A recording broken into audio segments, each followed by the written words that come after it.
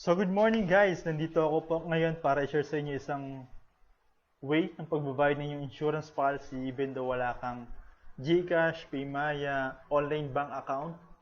Ayaw mong lumabas, pumunta ng bangko para magbayad. Ayaw mong pumunta ng mga Bayad Center.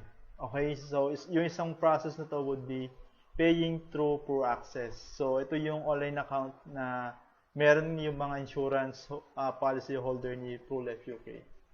So, bakit nga ba sinishare ko tong process na to or yung way ng pagbabayad na to? So, ano nga ba advantage? Siyempre, unang-una, napaka-hassle-free nito. So, anywhere in the Philippines, so kahit nasaan ka, as long as meron kang internet connection, dala-dala mo yung debit card o credit card mo, pwede kang makapagbayad. Okay? Hassle-free kasi hindi ka rin mapapagod. So, hindi mo kailangan lumabas ng bahay, hindi mo kailangan pumunta sa bangko or sa payment center para doon ka magbayad ng policy. So sobrang hassle-free and sobrang dali lang. So kung bago ka nga lang pala sa channel na to, okay?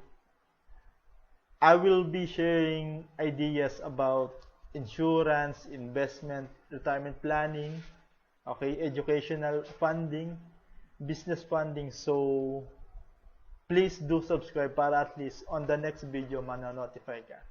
So, simulan natin. Mag-share ako ng screen para at least magkaroon ka ng idea at makita mo yung step-by-step na process sa pagbabayad ng insurance policy via PRUAccess. Okay?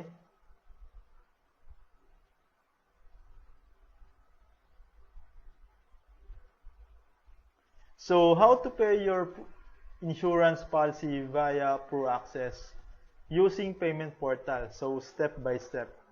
So,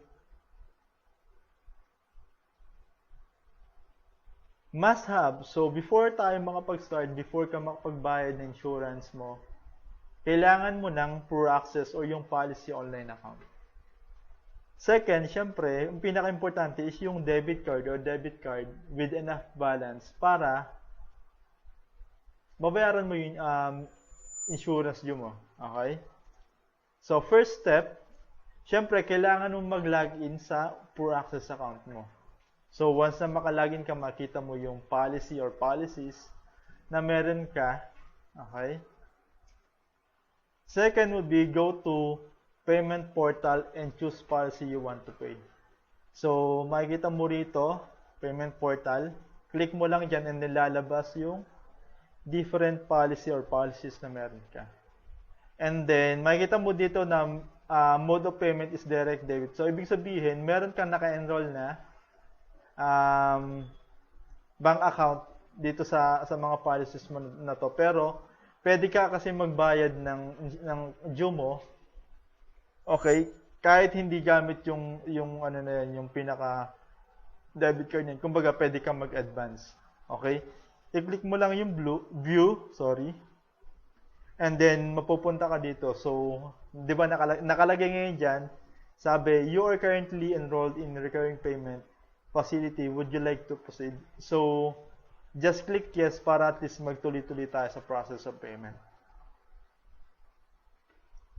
So, after nyan, mapupunta ka sa window na to kung saan lalabas yung line items kung saan kung ano-ano yung mga due mo or month na pwede mong bayaran. So, for example, this one, merong isang line item which is due date for 12/31. So, check mo lang yung checkbox, lalabas yung amount dito and then yung total, and all you have to do is click submit.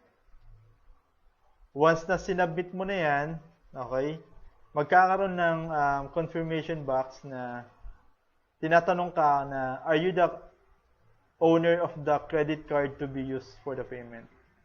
So, make sure lang na kung sino yung nagbabayad, kung kayo ng policy yung binabayaran, dapat credit card or debit card na yung gamit-gamit. So, after that, kailangan mong ma-determine kung anong card yung meron ka. So, makikita mo naman yung sa debit card o credit card na meron ka. It's either MasterCard, it's either JCB, or It's either Visa. So, yung tatlo na yan, pwede ka makapagbayad online. So, next tayo. So, after nun is mariredirect ka ngayon sa window kung saan need mo nang ilagay yung credit card or debit card details mo. So, yung credit card number, expiry date, and security code. So, after mo ma-input, okay, click the button pay. Okay? After mong maklik yung button na pay, meron kang ma-receive na OTP. So, it's either ma-receive mo siya sa nakaregister na cellphone number mo or dun sa email address na associated doon sa account mo. And after that, wait ka lang ng ilang seconds or minutes para ma-approve yung payment mo. Okay?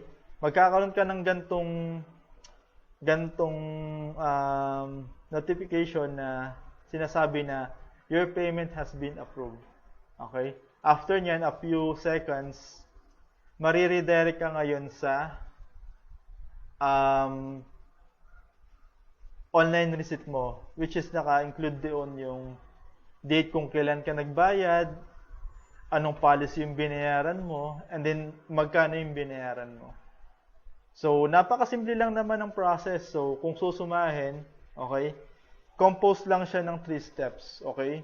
So, number 1 would be you have to log into your PRUAccess account. Number 2, pay, okay? Via payment portal doon sa loob ng PRUAccess. And then, third one is yung view your transaction receipt, okay? So, sobrang easy, sobrang dali, given naman yung steps. So, all you have to do is follow. Okay, so thank you. So, don't forget to subscribe. So, yun nga, tulad ng sinabi ko, there will be more videos to come. So, maybe I'll be doing other options to pay ng insurance policy. Maybe via, susunod, baka Paymaya, via GCash. Okay, and then, videos regarding retirement planning, educational funding, business funding, and etc. So, please do subscribe sa channel. Okay? Bye!